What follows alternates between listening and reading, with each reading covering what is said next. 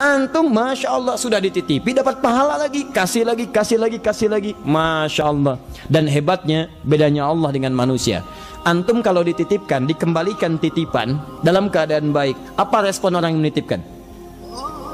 Saya nitip handphone nih, begitu dirawat dengan baik, diambil, bagus handphonenya, bersih. Bagaimana kemudian respon saya kepada yang menitipkan tadi? Terima kasih, mengucapkan aja terima kasih, terima kasih. Allah tidak. Begitu antum bersyukur dengan titipan, ditambah oleh Allah. La in syakartum la azidannakum. Begitu di akhirat dikembalikan jadi milik antum selamanya, dan lebih baik daripada keadaan yang saat di dunia. Nah sekarang saya ingin tunjukkan kepada antum, ini 4 titipan pokok. Antum mesti hati-hati. Manhaj ini yang antum gunakan seperti sahabat Abbas radhiyallahu ta'ala anhu. 1.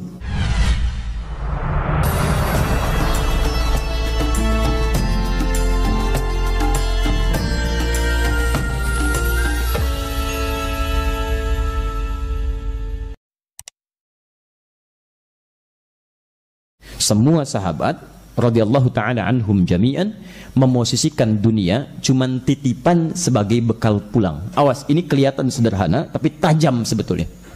Titipan sebagai bekal pulang. Contoh, yang punya rezeki siapa? Allah. Yang punya pengetahuan siapa? Allah. Yang punya kehidupan siapa? Yang punya kita siapa? Allah. Rizki itu bisa materi, uang itu rizki, makanan itu rizki, pakaian itu rizki, keturunan itu rizki, ketenangan itu rizki. Jadi yang punya ketenangan siapa? Allah. Yang punya harta siapa? Allah. Yang punya diri kita siapa? Allah. Pertanyaan saya, antum punya apa? Itu motor di luar punya siapa? Mobil punya siapa? Yakin? Awas. Bulan lalu ada handphone, mana Hidayat? Iya, saya lebih senang menyebutnya Hidayat. Baik, namanya Marta, saya ingat ya, sebelah sana posisinya tuh. Antum tetap Salman Al-Farisi, Firaun. Kenal dengan Firaun, kenal, ralat. Teman-teman, ayo cek. Katanya antum merasa semua punya Allah. Berarti kalau punya Allah, antum itu hanya dititipi.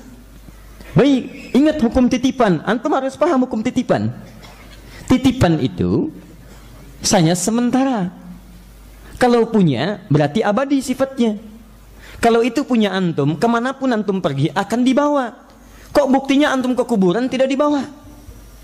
Nih handphone, ini kalau antum merasa punya antum, mohon maaf nih, antum kemanapun akan dibawa. Tapi kenapa antum masuk kuburan aja ini nggak dibawa?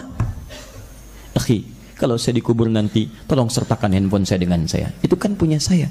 Kalau antum kangen, di sekolah aja nggak apa-apa. Masya Allah, luar biasa. Gak bisa. Tuh pakaian antum, kalau merasa punya antum akan dibawa. Jangankan ke akhirat, mohon maaf, alam kubur nggak akan ada yang dibawa. Karena cuma titipan. Titipan itu ketika dititipkan kepada kita, pertama berarti sifatnya sementara. Kedua, kalau sementara berarti ada yang ngambil kan? Baik, boleh nggak kalau pemiliknya mengambil dari titipan itu? Boleh.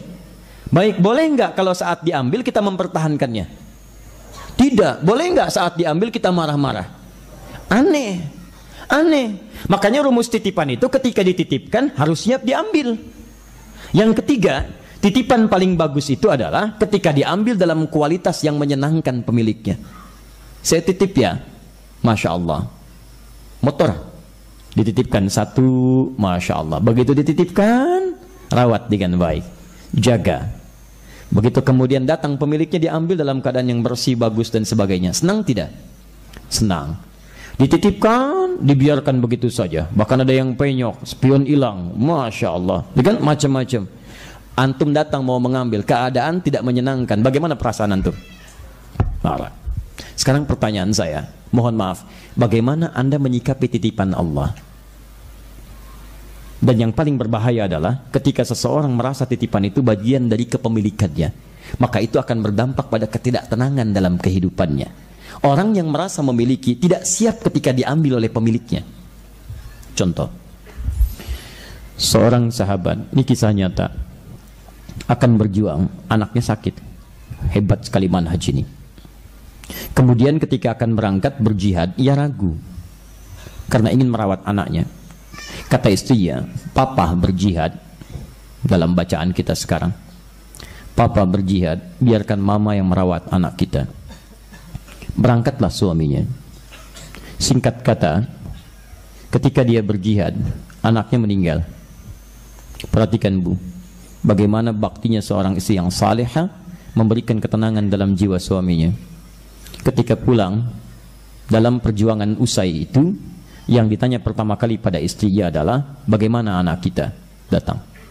Kata istrinya, papa kan baru datang.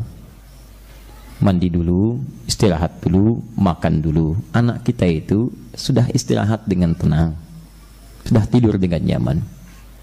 Maka suaminya merasa tenang dengan ucapan itu. Kemudian beliau mandi, kemudian beliau makan yang sudah disiapkan, dan malam bertanya lagi. Saat ngobrol berdua dengan istrinya, ingin menengok, bertanya, bagaimana anak kita?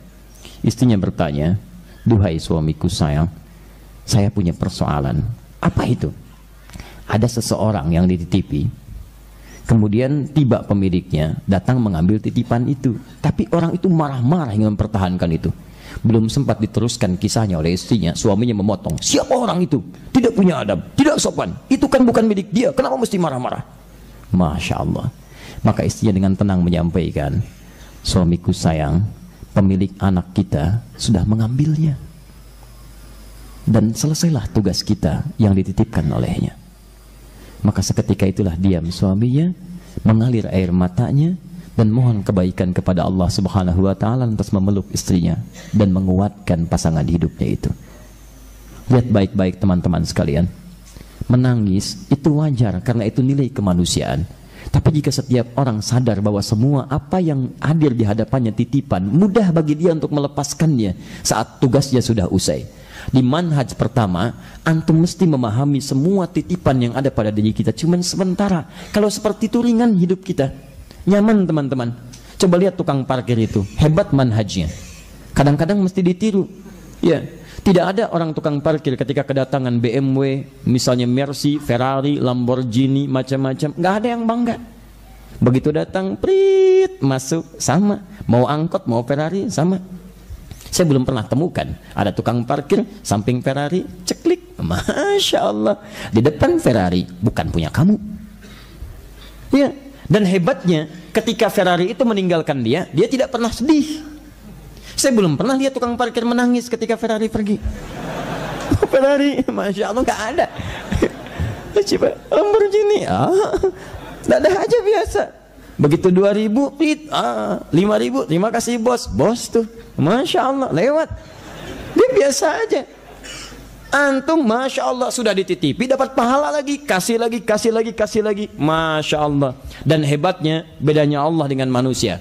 Antum kalau dititipkan, dikembalikan titipan dalam keadaan baik, apa respon orang yang menitipkan? Saya nitip handphone nih, begitu dirawat dengan baik, diambil, bagus handphonenya, bersih. Bagaimana kemudian respon saya kepada yang menitipkan tadi? Terima kasih. Mengucapkan itu terima kasih. Terima kasih. Allah tidak. Begitu antum bersyukur dengan titipan, ditambah oleh Allah. La in syakartum la azidannakum. Begitu di akhirat dikembalikan jadi milik antum selamanya. Dan lebih baik daripada keadaan yang saat di dunia. Nah sekarang saya ingin tunjukkan kepada antum, ini 4 titipan pokok. Antum mesti hati-hati. Manhaj ini yang antum gunakan seperti sahabat Abbas radhiyallahu ta'ala anhu. 1, ada yang dititipkan tenaga. 2, ada yang dititipkan pengetahuan. 3, ada yang dititipkan kedudukan. Dan 4, ada yang dititipkan harta benda atau kekayaan. Ingat baik-baik, kalau antum pulang dari sini, coba antum ingat-ingat dari 4 ini, apa yang dititipkan kepada antum. Demi Allah saya katakan, antum mesti kenal betul ini, karena ternyata itulah jalan yang mengantarkan anda ke surga. Titipan itu. Anda dititipkan pengetahuan, dengan pengetahuan itu Anda bisa meningkatkan ketaatan kepada Allah dengan memahami itu dan menyampaikannya. Turunlah kemudian Quran misalnya surah ke-47 ayat 19. Fa'lam, maka harus ada ilmu annahu la ilaha illallah, untuk menetapkan tiada Tuhan selain Allah. Anda mencari ilmu, Quran surah 9 ayat 122. Menambah ilmu, menambah pengetahuan, menambah keimanan, Quran surah 58 ayat yang ke-11. Mulai membaca dengan izin Allah dan nama Allah, Quran surah 96 ayat yang pertama. pahala. Tapi apa tujuan semua itu? Untuk mengamalkannya. Quran surah misalnya ayat kedua, ayat keempat, ayat surah kedua, ayat ke-44-nya. Surat As-Saffnya dengan segala turunan maknanya. Semuanya ada teman-teman sekalian. Antum yang ketitipan tenaga, ternyata dengan tenaga itu diminta antum beramal. Mulai ke masjid, awas sebelum punah itu tenaganya. Karena kalau tenaga sudah tidak ada, nggak bisa melangkah lagi. Maka muncul dorongan-dorongan untuk mengaktifkan tenaga ini. Makmurkan masjid. Quran surah 9 ayat ke-18. Ayo jalan, hadirkan. Antum yang ketitipan kedudukan bukan untuk dibanggakan. Kalau cuma bangga, antum telat. Fir'aun sudah duluan. Telat antum. Namrud sudah jagoan, antum ketinggalan. Hukum kedudukan itu hukumnya ada di Quran, misal surah ketiga Ali Imran ayat ke-26. Allah yang titipkan, bukan antum yang minta. Qulillahumma malikal mulki tu'til mulka man tasha wa tanzi'ul mulka mimman tasha. Terserah Allah. Antum keluarkan uang sebanyak-banyaknya untuk dapat kedudukan, kalau Allah tidak berkehendak gak akan jadi antum. Gak akan jadi. Kenapa? Karena Allah yang titipkan. Kadang-kadang ada yang diberikan oleh Allah Subhanahu wa taala pada orang baik untuk menyebar kebaikannya. Ada yang diberikan pada orang zalim untuk diketahui kezalimannya. Besok-besok diperbaiki keburukan itu. Jadi indah sebetulnya. Hei antum yang punya titipan kedudukan, gunakan untuk mencari surga antum, karena bakal antum ada di situ.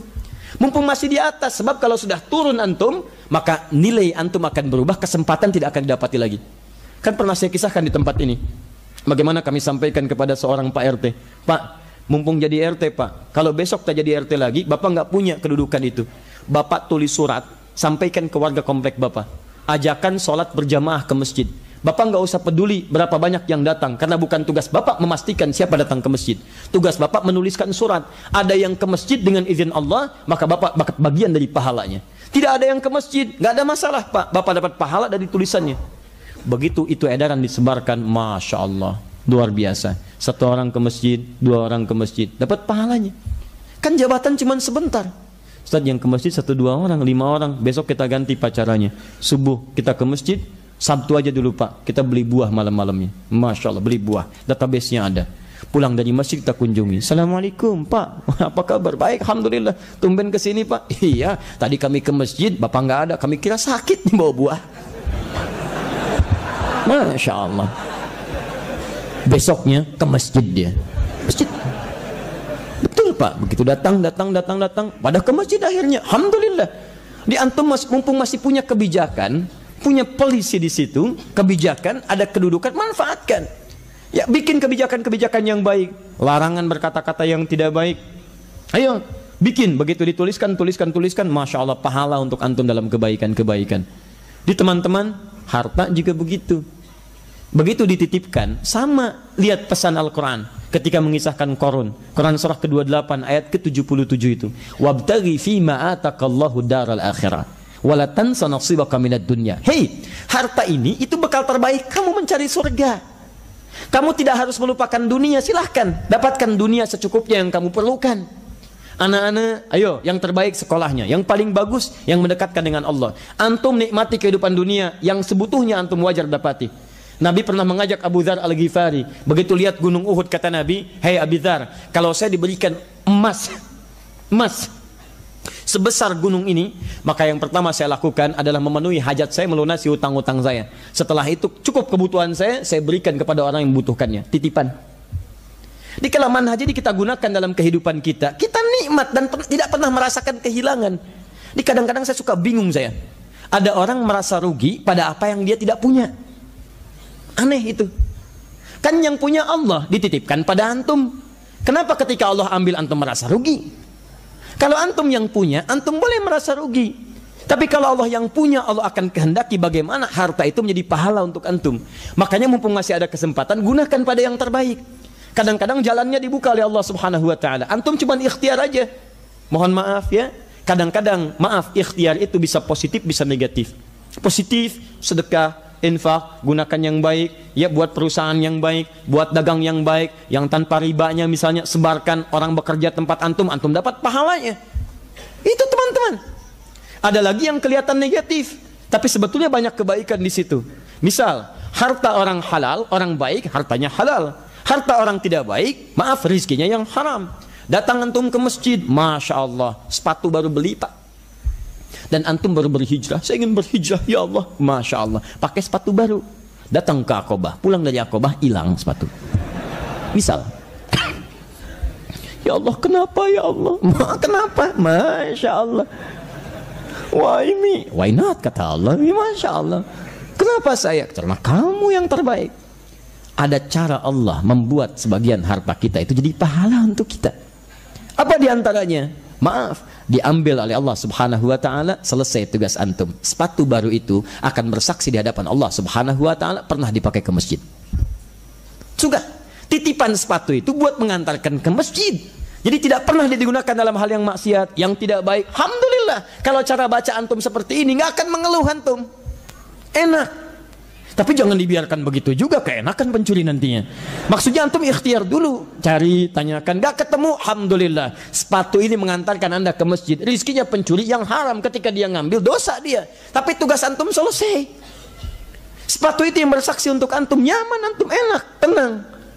Ini teman-teman, kadang-kadang husnudzan kepada Allah penting dalam setiap keadaan. Kelihatannya tidak menyenangkan, tapi begitu dijalani, antum cuma ikhtiar, jangan fikirkan yang tidak menyenangkannya. Kami di Pontianak kemarin Pak, schedule kami Ahad sore kembali. Tapi Allah berkehendak lain, ingin hati terbang ke Jakarta, kehendak Allah itu yang kami ikuti. Tetap bertahan di Pontianak. Tiba-tiba, Masya Allah, kasih hujan. Baru pertama kali terjadi hujan, banjir runway-nya, gak bisa dilewati pesawat. Yang take off, yang landing gak bisa. 4.000 orang gak bisa terbang. Disitulah terlihat bagaimana kebeningan iman itu bisa didapatkan. Ada orang marah-marah, macam-macam. Kenapa begini? Kenapa tidak terbang? Sudah tahu banjir, kenapa tidak terbang? Masya Allah, aneh orang. Antum itu ada kaidah mengatakan begini, kalau sesuatu sudah diatur, antum jangan ikutan mengatur. Tuh. Dan yang kedua, jangan pernah buang energi pada yang sudah pasti. Misal, mencela perbuatan tercela. Itu nggak ada kerjaan.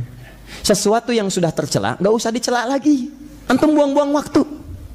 Lebih baik didoakan pada kebaikan. Sama dengan merasa bangga pada pujian yang tidak ada. Kata antum segala puji milik Allah, kenapa pengen dipuji?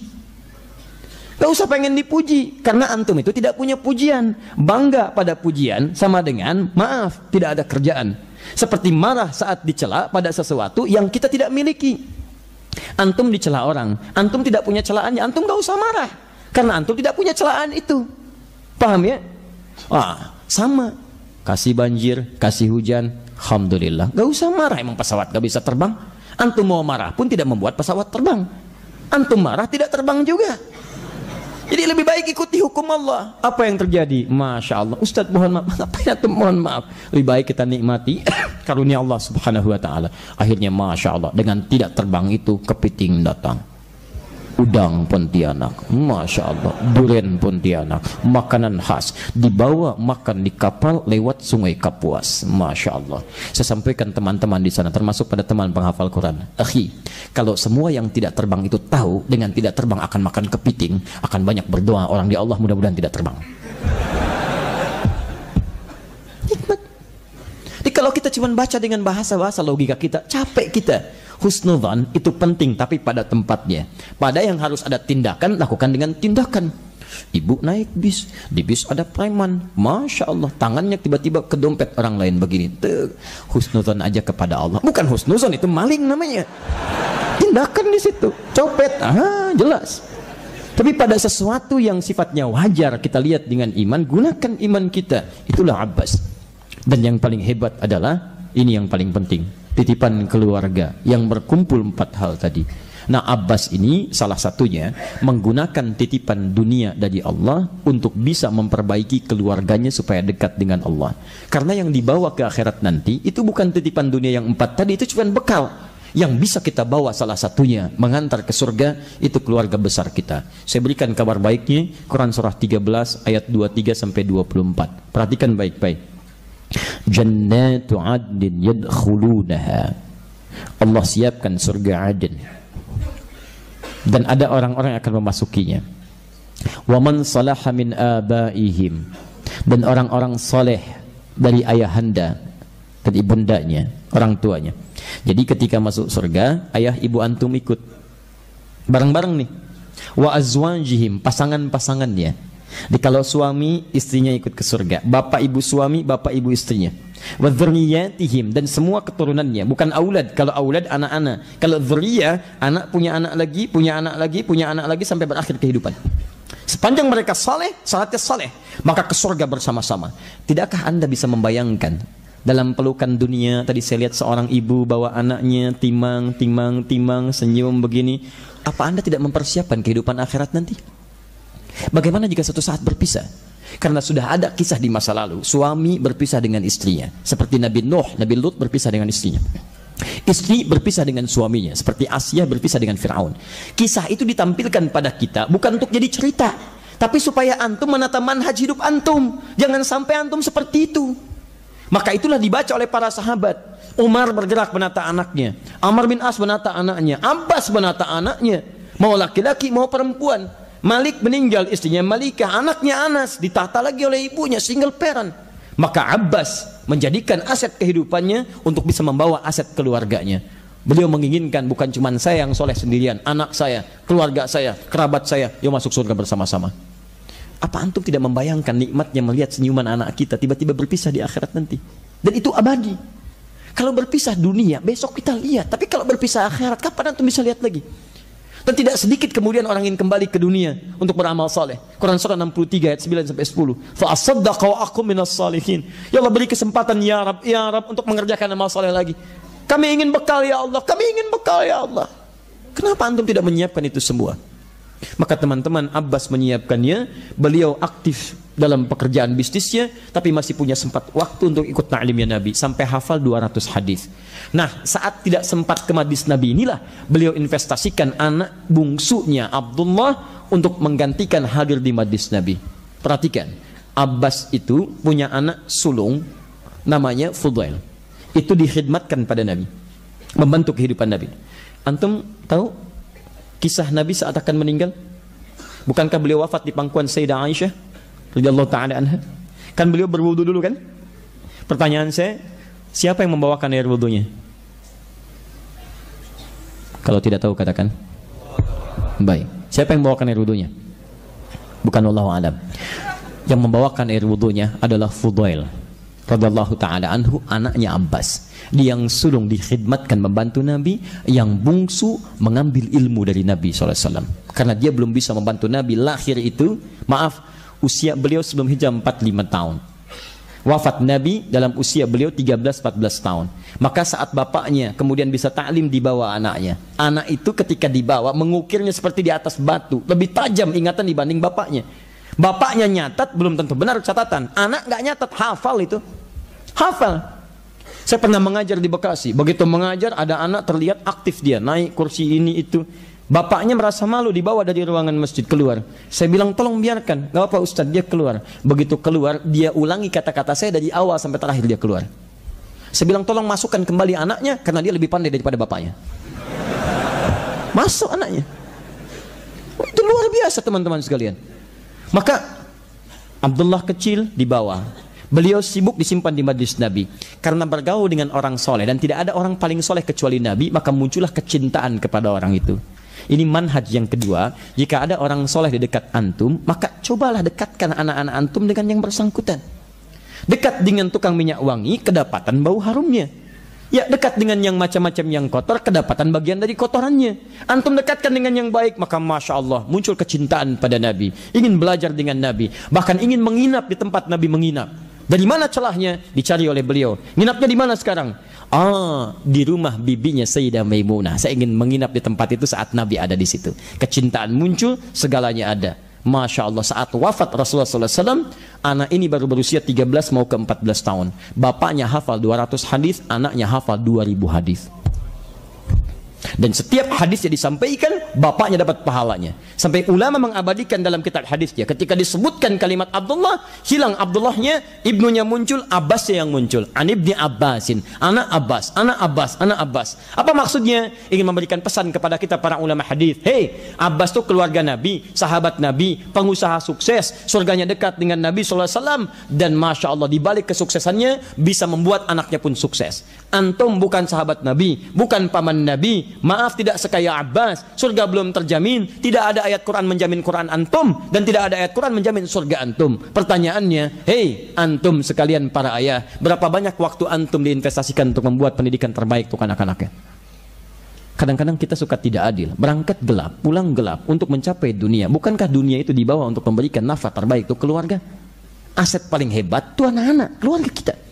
Jangan sampai semangat kita mengejar di luar melupakan keluarga kita, itu yang paling bahaya. Ya. Di teman-teman sekalian, saya balikan, dan muncul ridha Allah di situ disebut radhiyallahu taala anhuma. Antum kenal Nabi Ibrahim?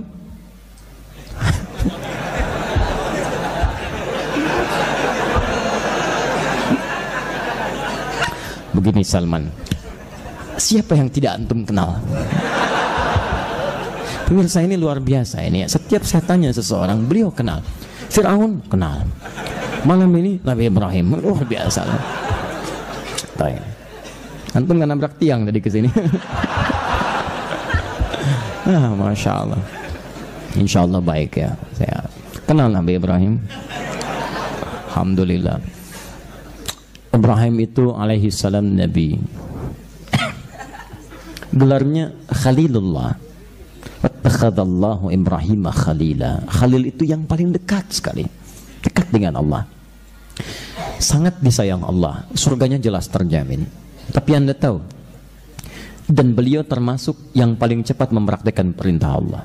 Diuji lama tidak punya keturunan, begitu punya mesti dipisahkan. Quran surah 14 dengan namanya Ibrahim alaihissalam ayat 37. Diminta dipisahkan dari bapak ibunya, disimpan di tempat yang justru tumbuhan pun kering, artinya air sulit didapatkan. Biwadin ghairi dhi dhar'in 'inda baitikal muharram. Duhai Allah, kau perintahkan hamba meninggalkan anak tercinta yang masih memerah bayi itu dengan ibunda yang sangat hamba sayangi ya Rabb, di tempat yang nyaris tumbuhan pun tidak tumbuh. Hamba hanya titipkan kepadamu ya Rabb, yang kau punya kuasa atas segalanya. Pasti ada hikmah kebaikan di sini. Perhatikan baik-baik. Begitu ditinggalkan Ismail alaihissalam dengan ibundanya Sayyidah Hajar alaihissalam, kembali beliau ke Palestina. Jarak Palestina ke Mekah, teman-teman sekalian, mohon maaf ya, itu kalau pakai bis bisa sehari 2 malam. Tapi ayah yang Rasul ini, ahli surga ini, yang Nabi dan Khalilullah ini tidak menjadikan kesibukannya sebagai Rasul berdakwah, suami untuk mencari nafkah, tapi tidak melupakan sifatnya sebagai seorang ayah untuk memberikan kasih sayang pada anaknya. Masya Allah, setiap waktu selalu ada luang untuk menengok anaknya di Mekah, menyeberang, sampai disebut dengan Ibrahim sang penyeberang. Kadang-kadang katanya mustaq dalam bahasa Arab Abun Rahim, bapak yang sangat penyayang. Itu masih punya waktu nengok anaknya pada di Mekah, jalan, memastikan dengan siapa bergaulnya, ada bagaimana perkembangan tempatnya, dari siapa dia mendapatkan makanannya, tumbuh itu ada, bisa bolak-balik itu antum bayangkan. Sehingga ketika bapak itu punya rasa kepada anak, perhatiannya dalam, maka Ismail pun anaknya punya rasa pada bapak. Karena tidak pernah merasa kehilangan perhatian dari bapaknya. Apa buktinya? Begitu Nabi Ibrahim punya tugas di Mekah dengan izin Allah, maka Ibrahim dan Ismail, kemudian Ismail mendengar dan melihat itu, maka muncul kepekaan jiwanya. Diabadikan di Quran surah kedua Al-Baqarah ayat 127. Muncul tugas untuk meninggikan bangunan Ka'bah yang hancur luluh lantak di masa Nabi Nuh alaihissalam. Ditinggikan kembali, ditinggikan yarfa'. Ya, Ka'bah disebut dengan bait. Wa idz yarfa'u Ibrahimul qawa'ida minal bait. Ketika Ibrahim ditugaskan meninggikan bangunan Ka'bah, tiba-tiba Ismail datang membawa batu di belakangnya. Kalau bahasa kita, Pak, boleh nggak saya bantu? Itu belum balik. Mau bantu. Mau bantu, Anda bayangkan. Di teman-teman sekalian, lihat dalam kaidah bahasa Arab ya. Kalau ada pekerjaan, subjeknya disebutkan secara beriringan, 2 di depan, itu artinya porsi pekerjaannya sama. Tapi kalau satu disebutkan di muka, di depan, yang lain di belakang, maka yang di depan itu lebih besar porsi kerjanya dibandingkan yang diakhirkan. Cuman bantu. Perhatikan ayatnya. Wa idz yarfa'u Ibrahimul qawa'id. Ibrahim dulu, wa Ismail baru Ismail. Ismail belakangan. Artinya porsi Ismail itu hanya bantu bapaknya. Kalau bahasa sederhananya saya ilustrasikan, ditinggikan bangunan ini, begitu akan menginjakan kakinya, injakan pertama disebut dengan makam. Sampai sekarang ada makam Ibrahim. Tiba-tiba anaknya bawa batu. Batu disebut dengan hajar. Hajar, Masya Allah. Hajar aswad. Batu apa? Hitam. Apakah warnanya hitam? Apa warnanya? Putih. Seputih apa? Susu. Kenapa jadi hitam? Dosa manusia. Antum manusia bukan? Jangan-jangan antum pun menyumbang dosa menjadikan itu semakin hitam. Makanya ketika orang tawaf dimulai dari Hajar Aswad, dia memulai dengan taubat menyesali dosa-dosanya. Dan sebagai gambaran, sehitam apapun dosa yang engkau bawa ke sini sampai menyebabkan batu ini menjadi hitam, dengan izin Allah kalau engkau bertobat seperti Nabi Ibrahim pernah menyampaikan kalimatnya, diampuni, digugurkan dosa-dosanya pada saat itu. Maka dia kemudian dengan izin Allah, beliau alaihi salam kaki pertama melangkah makam, maka anaknya membawa batu. Batu itu kalau disusun-susun jadi semacam bagian tertentu seperti benteng disebut hijrah. Kalau berbentuk bangunan ada ruang disebut hujrah, jamaknya hujurat. Ismail nyusun bagian tertentu, susun. Susunan sebelah sini disebut sampai sekarang dengan hijr Ismail. Itu bagian dari Ka'bah. Salat di dalamnya sama dengan salat di dalam Ka'bah. Teman-teman, pertanyaan saya, bagaimana mungkin Nabi Ismail alaihissalam bisa membantu bapaknya kalau tidak punya rasa pada bapaknya? Dan bagaimana mungkin bapaknya, maaf, bisa mendapatkan rasa itu kalau tidak ada perhatian dari bapak terhadap anak? Yang hebat itu, maaf, Nabi Ibrahim, Nabi, Rasul, suami, bapak. Di balik kesibukannya sebagai seorang suami mencari nafkah, sebagai seorang Rasul dan Nabi menyampaikan risalah, masih punya waktu untuk menengok anaknya jalan kaki. Antum sesibuk apa sih? Nabi bukan, Rasul bukan, Khalilullah juga bukan. Surga belum ada jaminan. Kerja lagi, tapi tidak pernah punya waktu untuk melihat perkembangan anaknya. Jadi pantas kalau kemudian anaknya tumbuh tidak punya perhatian terhadap antum. Kalau satu kali anak tidak mendengar tentang apa yang antum sampaikan, tolong jangan marahi anak. Ingat-ingat dulu berapa besar perhatian antum kepada anak antum. Coba kalau antum sedang cuci mobil, bantu nggak anaknya? Kalau anak diminta bantu tidak bantu antum, jangan marahi dulu. Ingat-ingat dulu, istighfar dulu. Mungkin antum yang kurang perhatian. Jangan-jangan antum yang cuci, anak yang pakai. Ibu yang nyapu, anak yang ngasih komando. Mama, itu nyapunya kurang bersih. Itu belum, ayo. Masya Allah, ayo belum. Jangan marah. Ngatur mama ya. Mama yang kurang perhatian. Lihat. Dan hebatnya, kalau perhatian antum sejalan dengan jiwa, maka anak pun tidak rela kemudian meninggalkan ayah dan ibunya dalam keadaan menderita, mengorbankan jiwanya. Itu hal yang biasa. Maka ketika Nabi Ibrahim diperintahkan di mimpi, cuman mimpi pak, mimpi bu, menyembelih anaknya. Quran surah 37 itu ayat 102 sampai 109. Inni ara fil manami anni azbahuka fanzur madza tara. Lihat, ketika Ismail sudah semakin dewasa, cara komunikasinya beda. Bukan sayang lagi, bukan perintah lagi, tapi jadi teman. Ini manhaj dari Al-Quran. Ajak diskusi. Ibrahim bisa menyampaikan karena beliau Nabi. Ismail, sini. Iya pak, kenapa? Siap-siap. Kemana pak? Sembelih. Bisa. Tapi apa yang disampaikan? Nah, papa lihat di mimpi, papa sembelih Ananda. Bagaimana pendapat Ananda? Hebatnya anak ini karena dapat perhatian jiwa dan raga dari ayahandanya, tidak nunggu waktu. Kata beliau, ya abad tif'al. Bahasanya menggunakan ada tif'al, kerjakan sekarang. Jangan tunda. Satajiduni insyaallah minas sabirin. Ayah insyaallah dapati saya termasuk orang sabar. Jangan tunda ayah, kerjakan. Itu pasti kebaikan. Pertanyaan saya, pulang antum dari sini ya. Sampaikan pada anak. Nah, sini. Kenapa? Papa dapat ilham saat di Aqabah. Dalam ta'lim tadi. Siap-siap ya nak. Kemana? Sembelih. Ustaznya teroris itu pak. Masya Allah. Luar biasa. Allahu Akbar. Jelas ya? Coba teman-teman kembalikan. Itulah Abbas. Itulah Abdullah. Dan setiap Abdullah menyampaikan bagian-bagian dari hasil dari pengetahuannya, maka orang tuanya itu mendapatkan bagian dari pahalanya. Saya ingin informasikan pada antum, hadis yang akan kita baca ini adalah hadis yang beliau dapatkan dalam usia kisaran 45 tahun. Saat ingin numpang tidur di rumah bibinya, hanya ingin tahu kebiasaan sosok yang sangat dicintainya. Karena sudah cinta, ingin numpang tidur. Anak antum begitu, kalau nggak percaya silahkan. Kalau anak antum sudah cinta dengan orang-orang ada di rumah, main ke rumah senang, mengerti perasaannya, besok-besok dia pengen ikut ke rumahnya.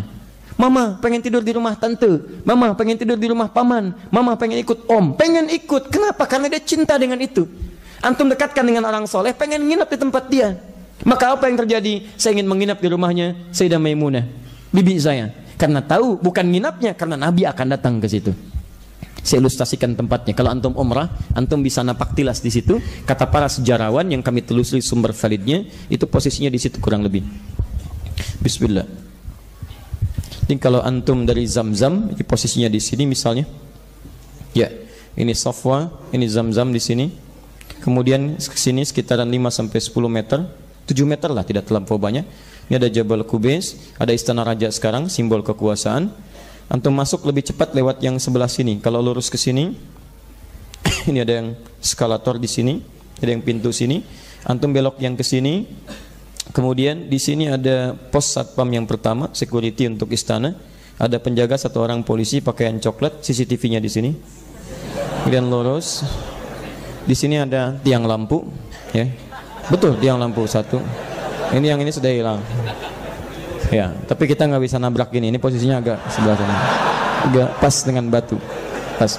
Ini rumahnya Abu Jahal di sini, ya. Abu Jahal dekat dengan lampu dulu. Terus kemudian sudah, kalau ada seseorang yang keliru, antum jangan banyak memberikan kekeliruan lagi. Menghujat tidak menghadirkan persoalan, antum doakan pada yang terbaik. Jika seorang sakit, doakan supaya sembuh, itu adabnya. Bukan dicela. Jika seorang sakit-sakitan, urusan dia dengan Allah. Sudah kita doakan pada kebaikan. Dengan mendoakan, solusi ada. Kebaikan datang, antum dapat pahalanya. Jika berubah, antum dapat pahala kebaikannya. Mencela orang itu tidak ada faidahnya, teman-teman sekalian. Dan jika sesuatu sudah tercela, jangan banyak dicela, nggak ada kerjaan. Mencela yang tercela, buang energi. Tiang lampu.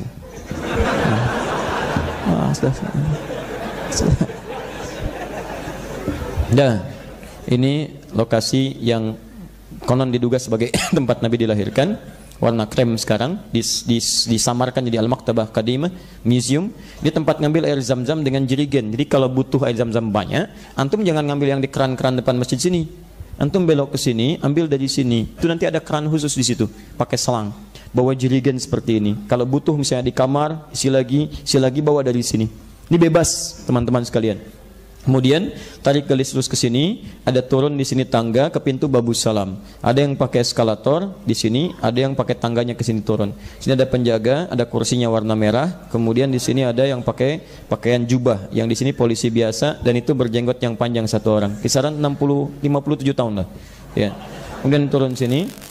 Pintu yang sini, ini Babus Salam, ini Babu Ali. Nah, di pintu sinilah rumahnya Abbas bin Abdul Muttalib. Ini pintunya, ini rumahnya.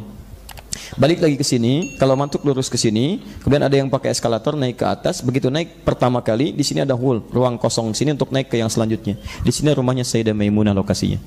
Menurut pakar, para sejarawan. Ke sini juga ada, nanti ada Hilton sekarang, itu rumahnya Abu Bakar radhiyallahu taala anhu. Kemudian ke sini ada toilet di sini, ada kipas pertama, kipas yang kedua di sini. Ini dulu parlemen Quraisy daerah ini.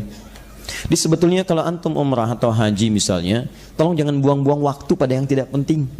Cari posisi yang bisa meningkatkan iman, ta'lim sekitarannya. Pelajari di mana Nabi tinggal, bagaimana kehidupannya, bagaimana ketika menikah, seperti apa posisinya.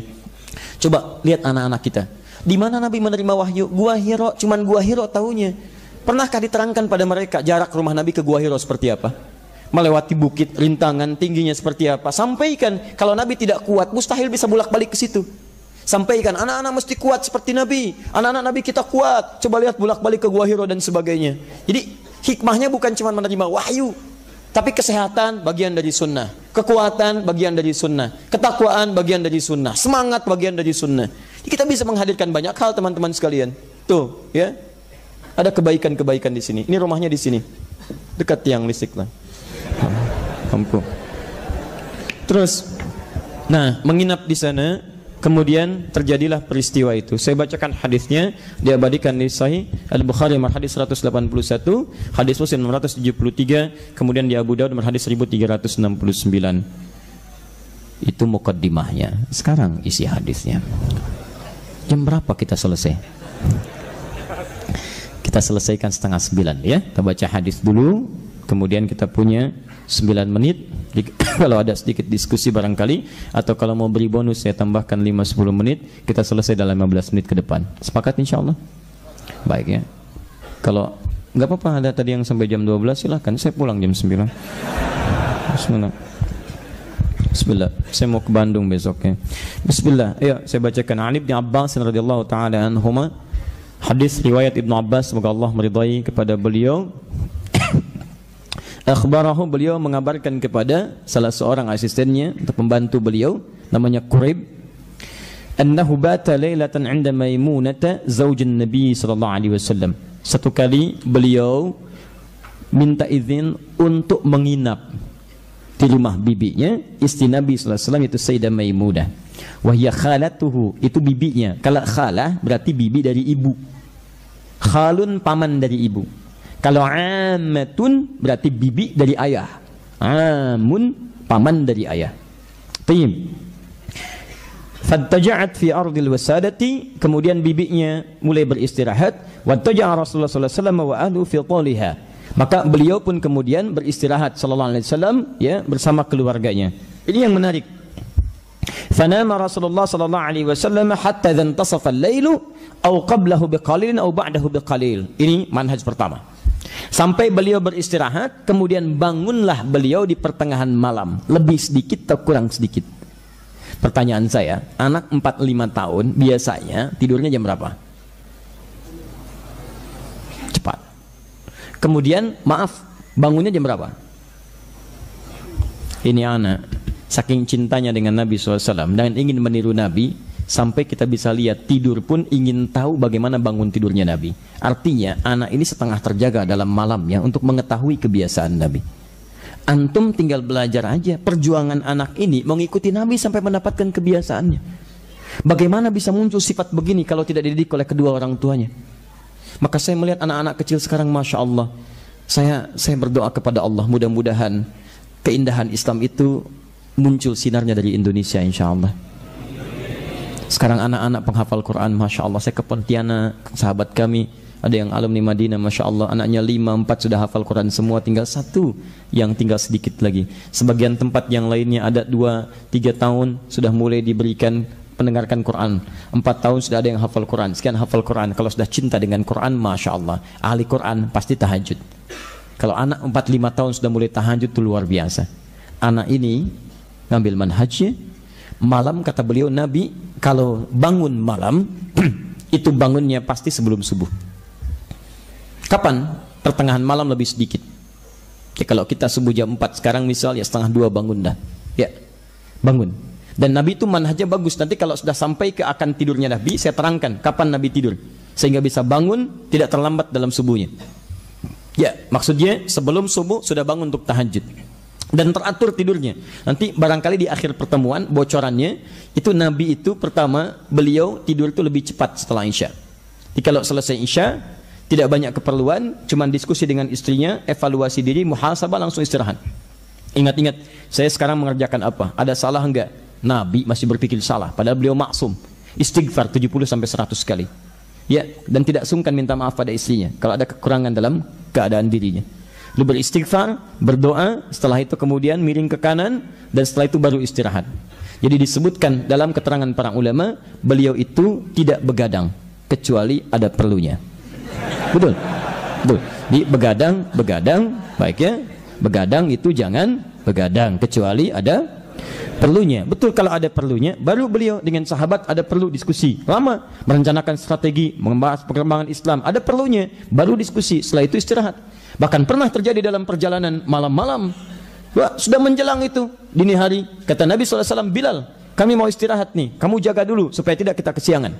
Kata Bilal, ya Rasulullah, saya ikut istirahat, insya Allah saya bangun juga. Saya bangun juga, kita tidak kesiangan. Kamu jaga, saya istirahat ya Rasulullah. Masya Allah, apa yang terjadi? Luar biasa.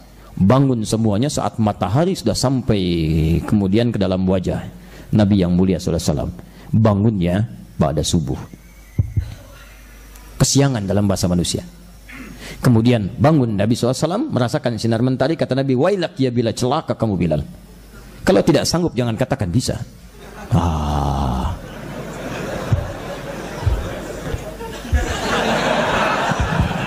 Apa yang terjadi akhirnya? Diminta kemudian semua berwudu, Bilal adzan, qamat, kemudian salat sunnah dan salat. Nah, lihat baik-baik. Ada orang mencari celah kekurangan di sini. Ustaz, Nabi aja kesiangan. Kok bisa? Awas, hati-hati, jangan salah baca. Jangan salah baca. Nabi mudah bagi Allah memberikan jaminan dan membangunkan Nabi sebelum subuh. Bisa. Tapi kenapa Nabi dibiarkan demikian? Dengan izin Allah untuk memberikan hukum bagi umat yang mengalami peristiwa serupa, bagaimana cara menyikapinya. Disitulah kemudian muncul jawaban, sholat orang yang tertidur bangun dari tidurnya, itulah waktu sholatnya. Itulah. Tapi jangan dijadikan alasan untuk bangun kesiangan. Tidur, bangun jam 8. Kenapa anak belum bangun? Hadis Nabi. Oh, Masya Allah, hadis Nabi. La haula wala quwwata illa billah. Dia yang salah, Nabi yang disalahin. Luar biasa. Masya Allah. Taib. Jadi satu, Nabi tidak pernah terlambat bangun. Tidak pernah itu keadaannya. Dimalulah sama Nabi. Nabi aja yang surganya sudah jelas turun dengan turun surah Al-Kautsar, inna a'tainakal kautsar, itu jaminan surga bagi Nabi. Masih mau tahajud sampai bengkak-bengkak. Ditanya, afala akunu 'abdan syakura. Ringan aja kalimat lisannya. Apa enggak boleh aku jadi hamba yang bersyukur? Kita malulah. Kita bukan Nabi, keadaan kita biasa. Kenapa kita tidak berlomba meningkatkan amalan-amalan terbaik kita? Nah, kemudian saya bacakan cepat. Ini inti amalan dan ini PR kita sampai bulan depan. Perhatikan baik-baik. Istaiqadha Rasulullah sallallahu alaihi wasallam. Maka bangunlah Rasulullah sallallahu alaihi wasallam. Sunnah pertama. Sunnah pertama, sunnah bangun tidur. Fajalasa. Satu, maka saat bangun itu beliau duduk terlebih dahulu. Jadi sunnah pertama yang dicontohkan Nabi, kalau bangun dari tidur jangan langsung beraktivitas. Begitu bangun langsung pengen jalan misalnya, itu bahaya. Bangun, duduk dulu sampai kemudian kesadaran kita itu terhadir dengan sempurna. Jelas ya? Tenang dulu, nggak langsung baca doa, pelan-pelan. Jadi bangun itu bukan langsung baca doa. Baca doa itu dalam keadaan kita sadar, bukan tidak sadar baca doa. Antum nggak akan menghayati bagian dari doanya. Alhamdulillah, Masya Allah. Tenang dulu, duduk dulu. Darah mengalir enak, kesadaran terpacu. Satu, ingat ya, kelihatannya biasa, tapi setelah dapat ilmunya, antum amalkan, ada pahala bagi antum. Kemarin antum bangun, duduk, belum tahu hadisnya, belum ada pahalanya. Karena antum sekedar duduk. Tapi kalau duduk antum malam nanti antum bangun, kemudian antum duduk mengamalkan hadis ini, maka karena antum mengamalkan hadisnya dicatat pahala untuk antum. Kelihatannya biasa, tapi setelah tahu amalannya, Masya Allah, antum kerjakan ada pahala. Hati-hati ya, kadang-kadang yang memperberat mizan kita di akhirat itu amalan-amalan yang kita anggap ringan. Barangkali itu yang kita sadari, dan mungkin itu yang paling ikhlas, karena nggak ada yang melihat antum. Niat antum itu cuma untuk bangun saja, nggak ada niat pengen diketahui oleh orang lain. Yang tidur antum sendirian, nggak ada. Jadi begitu bangun, duduk, fajalasa. Kemudian teruskan, yamsahun naum an wajhihi biyadi. Sunnah kedua, dia mulai mengusap bekas ngantuknya dengan menggunakan tangannya. Sunnah kedua. Jadi kadang-kadang ada orang bangun dari tidur dalam keadaan lelap, sebagian dari matanya masih tertutup dan sulit terbuka. Dalam keadaan begitu duduk pun masih begini. Dipaksakan berjalan, mata masih tertutup, susah. Bagaimana caranya? Maka kita halangkan sunnah kedua. Kalau tidur antum membuat antum lelap sampai keadaan tertutup di mata itu, maka sunnah yang kedua antum membersihkan bekas ngantuk itu dengan menggunakan bagian tangan. Perhatikan baik-baik. Tangan, kalau disebutkan yadun, yad, itu berarti dari ini jari manis, index finger, yang gini, sampai ke sini, bahu. Ini yad namanya. Perhatikan baik-baik ini ya, karena syariat itu begitu detail. Bila terkait dengan ibadah mahdhah yang wajib sifatnya, jelas aturannya, maka Al-Quran dan Sunnah akan langsung memberikan istilah terminologi yang jelas. Misal, yadun, ujung jari sampai ke sini. Kalau cuman ini saja disebut dengan kaffun. Jelas? Kalau cuman jemari saja disebut dengan asabi'. Kalau sampai sini disebut dengan rusulun. Kalau sampai sini disebut dengan sa'id. Kalau sampai sini disebut dengan mirfaq. Kalau sampai sini disebut dengan mankib. Ini ke sini disebut dengan yad. Perhatikan baik-baik. Misal, antum berwudu. Ketika ada ayat wudu Quran surah 5 ayat 6 paling kiri sebelah atas, membasuh tangan. Tangan yang disebutkan bukan yadunnya. Kalau yadun disebutkan sampai situ berarti dibasuh dari sini ke sini. Tapi Allah berikan batasnya. Lihat kalimatnya. Ya ayyuhalladzina amanu idza qumtum ilas shalah faghsilu wujuhakum wa aydiyakum ilal marafiq. Basuh tangan sampai siku. Jelas batasnya. Di yang dibasuh, awas hati-hati ya. Kalau saya lebih menguatkan pendapat tangan sampai siku itu dari sini sampai siku, bukan dari siku ke tangan. Jadi ambil airnya. Bismillah.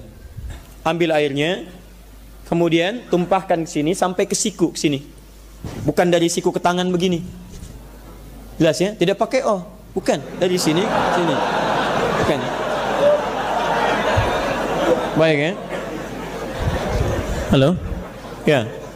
Jadi dari sini ke sini itu ada hikmahnya. Nanti lihat tayangan kami di akhir TV menerangkan tentang hikmah ini. Ini ada hikmahnya. Ya, ada hikmahnya dan itu disebutkan langsung di hadis Nabi sallallahu alaihi wasallam. Tayyib, lihat baik-baik. Contoh kedua, An-Nasa'i nomor hadis 886. Ketika antum bertakbir, mengangkat tangan. Batasnya jelas. Ya, lihat. Thumma rafa'a yadahu hadwaman kibaihi. Kemudian mengangkat telapak tangannya sampai ke bahunya. Ini cara pertama. Ya, di Al-Bukhari nomor hadis 715 di sini. Di An-Nasai nomor hadis 1101, maka diangkat mendekat kepada daun telinganya di sini. Bisa menempel, nggak ada masalah. Tapi lihat baik-baik, ketika antum kemudian setelah bertakbir dan meletakkan tangannya, maka jelas bukan yadnya disebutkan. Kemudian meletakkan yadahul yumna alal yusra. Begitu menyebut yad disebutkan kaf. Cara pertama meletakkan telapak tangan ini ke punggung yang kiri begini. Jelas. Bukan tangan ketemu tangan, telapak ketemu dengan punggung. Atau yang kedua, dari ini rusghan bertemu dengan rusghin. Yang kanan ini pergelangan ketemu dengan pergelangan yang kiri begini. Boleh. Ya. Tapi ini sering saya katakan kalimatnya menggunakan fa, berlangsung cepat. Jadi begitu diangkat Allah, misal ya, Allahu akbar pas ke sini. Ini tidak diukur, Bu. Allah. Ya? Baik. Kemudian Sa'id boleh. Ini ketemu ini lebih sedikit. Tapi dilarang antum siku ketemu siku begini. Ini enggak boleh. Betul, ini serius. Kata Nabi jangan bertakbir seperti orang sombong. Ya, yang melekatkan telapak tangannya kemudian di sikunya begini. Ya, lihat proyek, masya Allah, gitu kan? Ya, salat begini. Ya, kadang-kadang subuh antum kan terlampau husu jadi begini. Ya, ini nggak boleh, dilarang seperti ini sampai sini. Tapi saat antum mengusap, menghilangkan bekas ngantuk, kalimatnya dibuat umum. Nah, ini ingin saya sampaikan dalam ilmu hadis. Kalau dalam kalimat-kalimat syariat di hadis, misal menemukan amalan-amalan yang sifatnya bukan berupa kewajiban terikat, menggunakan dalam bentuk umum, itu artinya antum boleh menggunakan bagian tangan manapun yang dianggap sesuai untuk digunakan. Kenapa Nabi membuat kalimat umum biyadihi, misal bukan dengan bikafihi atau asabihi? Karena nanti ada kaitan dengan hadis selanjutnya. Kadang-kadang saat tidur kita kan tidak tahu bagian tangan mana yang menyentuh hal yang tidak menyenangkan atau hal yang kotor yang tersentuh. Tapi kita juga bisa mengira-ngira begitu saat bangun kita bisa menggunakan tangan yang baik. Misal ada yang menggunakan jemari begini, ada yang menggunakan bagian punggung begini, ada yang ngusap-ngusap dengan begini, nggak ada masalah. Yang penting adalah antum bisa gunakan bagian tangan yang sesuai, yang kiranya terbaik untuk menghilangkan bekas kantuk. Paham sampai sini? Dan jangan dibenturkan dengan hadis cuci tangan, karena nanti tahapannya berbeda. Tahapannya berbeda. Ya. Pernah ada yang membenturkan mengatakan itu tidak benar. Antum menolak hadis Nabi, hadis sahih di Al-Bukhari ada, di Muslim ada. Jadi kalau belum paham dengan hadis, jangan menyimpulkan hadisnya yang salah. Jadi kalau ukuran peci tidak sesuai dengan kepala, bukan kepalanya dipotong. Cari peci yang sesuai. Ya. Paham ya? Baik. Kalau satu kali antum bawa mobil, kena sesuatu, jangan disalahkan mobilnya. Antum mengendarai tidak tepat, mungkin ngantuk gitu. Amalkan sunnah Nabi, ngantuk, buang sifat ngantuknya. Baik, alhamdulillah. Sudah kembali ke sini. Bismillah. Jadi sudah dua sunnah ya. Satu apa? Dua. Lihat, membantu menghadirkan kesadaran. Jadi sudah sadar, sudah tenang, duduk dulu, darah mengalir dengan nyaman, baru sunnah yang ketiga. Apa itu yang ketiga? Saya langsung bacakan cepat. Thumma qara'a al-ashra al-khawatim min surati Ali Imran. Kemudian Nabi SAW terlihat membacakan 10 ayat terakhir dari surah Ali Imran.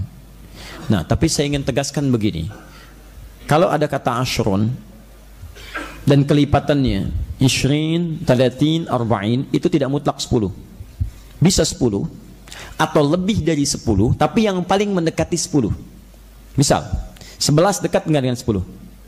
12 dekat? Dekat. 13 sudah mulai agak jauh.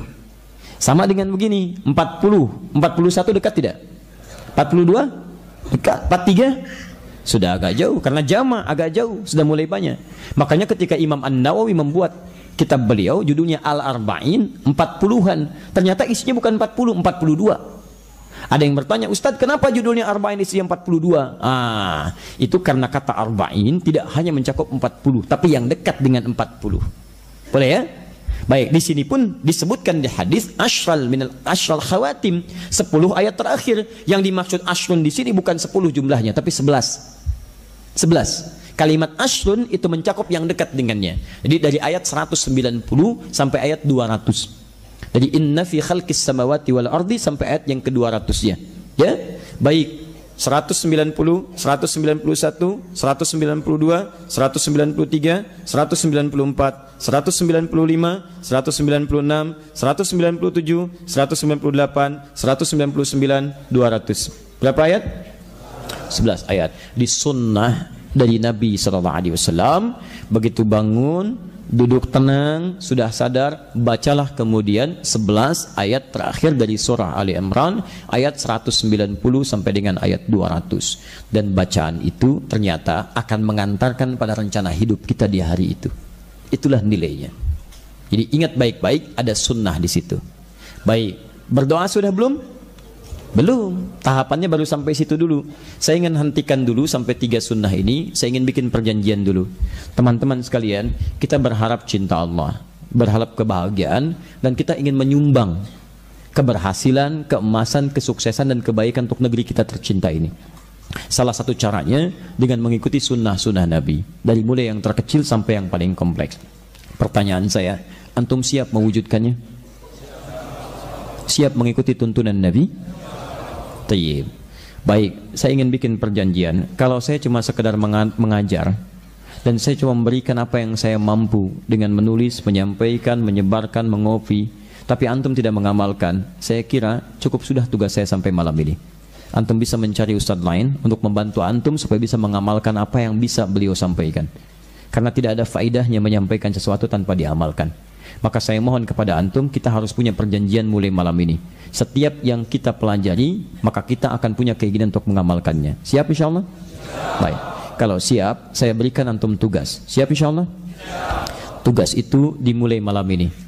Maka kita harus mengamalkan 3 tuntunan sunnah ini. 1, antum mulai kemudian nanti bangun tidur, ingat-ingat ya, duduk terlebih dahulu. Kalau perlu tuliskan samping dinding sebelah kanan, saat antum miring kanan, tuliskan 3 bagian itu.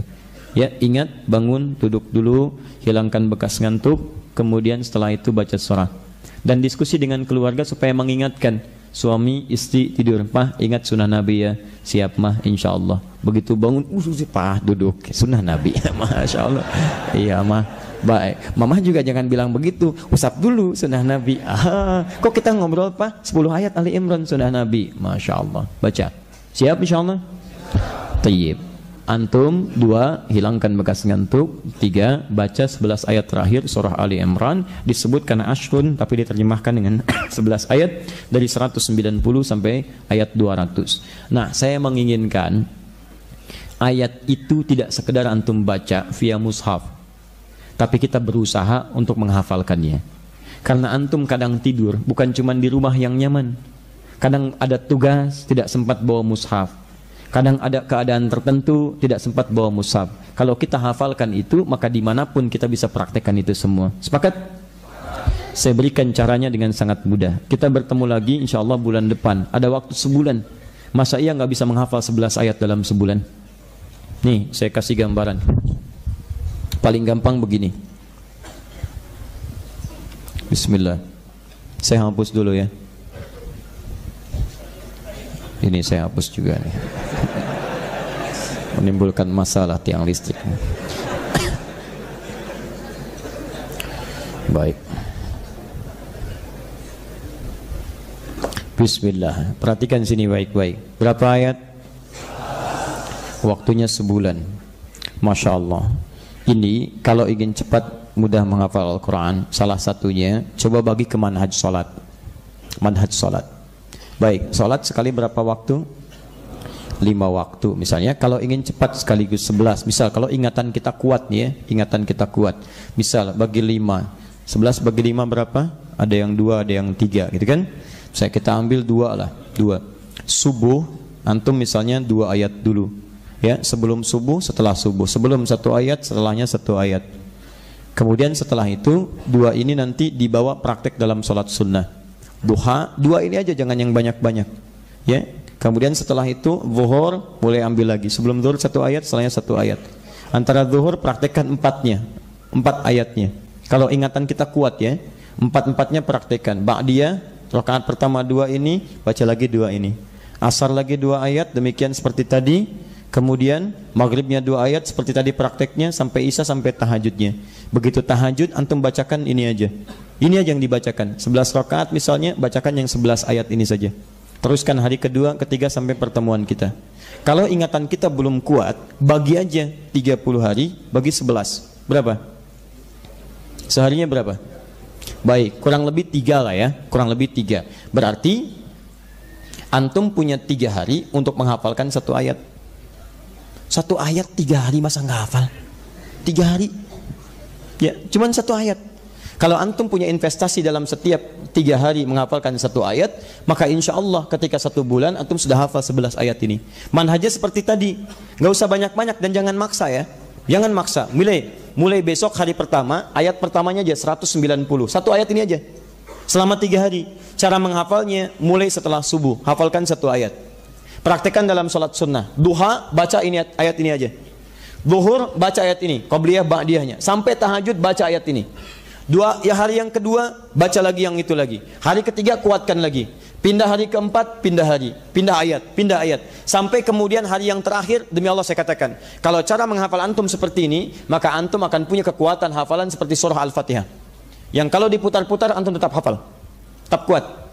Ya, kita punya perjanjian ya. Punya perjanjian. Bulan depan, saat saya kesini lagi, dan membawa insya Allah materi ini, antum sudah hafal 11 ayat Ali Imran di akhir.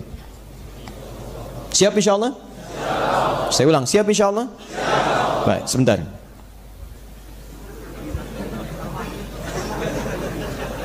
Ya, saya sudah ingat sebagian dari wajah antum. Baik ya?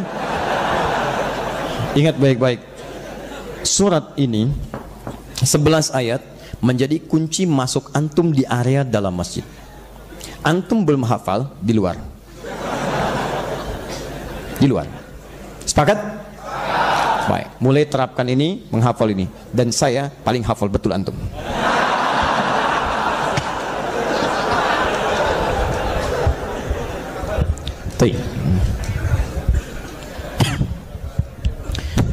Teman-teman, kita tidak perlu ngambil banyak-banyak dulu supaya mengamalkannya mudah. Saya izin menyampaikan informasi dulu. Pertama, insya Allah materi ini konsisten kita bahas sampai dengan materi yang terakhir, sampai tidurnya Nabi SAW. Insya Allah nanti setiap saya sampaikan, resumnya saya buat. Dan mirsa Akhir TV dimanapun anda berada, insya Allah juga bagi anda, kami akan coba sampaikan setiap topiknya supaya bisa anda download dan bisa digunakan sebagai pedoman harian. Teman-teman sekalian, itu satu. Yang kedua, setiap apa yang dibahas kita coba amalkan dan tebarkan lagi sekitaran kita, supaya dengan itu pahala kita meluas. 3, insya Allah, dan silahkan anda share informasi ini. Insya Allah tanggal 17 Desember bulan depan kita akan punya syiar Hari Al-Quran. Di hari itu kita akan coba berikrar untuk kembali pada tuntunan Al-Quran dengan cara belajar Al-Quran dengan baik, bagaimana cara menghafalkan Qurannya dan menerapkan Quran dalam kehidupan. Di hari itu akan diajarkan bagaimana cara menghafal Quran dalam 30 hari. Di situ nanti akan hadir anak-anak kecil penghafal Quran. Di situ ada orang buta penghafal Quran. Maaf, di situ ada tukang beca yang ingin menjadi ahli Quran. Di situ akan ada para imam. Di situ bahkan kami terkonfirmasi ada juga beberapa duta besar negara sahabat ingin juga bergabung dalam acara yang dimaksudkan. Tempatnya insya Allah di Istiqlal di Jakarta. Kalaupun tidak ada kesempatan datang, insya Allah disambungkan lewat Akhir TV. Dan itu kita dari situ akan membuka kelas Al-Quran. Dan di kelas itulah akan belajar nilai Quran. Jadi nanti ada pengusaha ingin belajar dari ayat-ayat bisnis Quran, turunkan ilmunya. ada dokter, kita turunkan ayat-ayatnya dan sebagainya. Kita berharap, kita ingin memberikan sumbangsih terhadap negeri kita tercinta ini. Kalau nilai Quran hadir di negeri ini, maka insya Allah negeri ini akan terbantu kebaikan-kebaikannya. Karena kita temukan di Quran, ahli Quran lisannya baik, ahli Quran tangannya baik, matanya baik, kakinya baik. Kalau semua orang Islam baik di negeri ini, maka Masya Allah, negeri ini akan terbantu dengan segala kebaikan-kebaikannya. Kita akan berikrar dan kita berikan sinyal pada dunia, cahaya Islam akan hadir di bumi pertiwi dari Indonesia ini insya Allah. Baik, teman-teman sekalian, takbir. Alhamdulillah. Itu yang sementara kami sampaikan. Ya, saya mohon maaf kalau dalam setiap titian apa yang saya sampaikan ada kekhilafan-kekhilafan, itu murni kesalahan saya sebagai manusia. Jika ada kebaikan, itu dari Allah dan Rasulnya, dan silakan ambil ilmu dari ustadz manapun sepanjang ada yang terbaik yang mendekatkan kita dengan Allah dan Rasulnya. Demikian saya antarkan, saya tutup dengan doa kifaratul majlis. Tersambung besok di Bandung insyaallah dengan materi-materi berbeda. Subhanakallahumma wa bihamdika asyhadu an la ilaha illa anta astaghfiruka wa atubu ilaik. Wa akhiru da'wana alhamdulillahi rabbil alamin. Wal 'afu minkum. Assalamualaikum warahmatullahi wabarakatuh.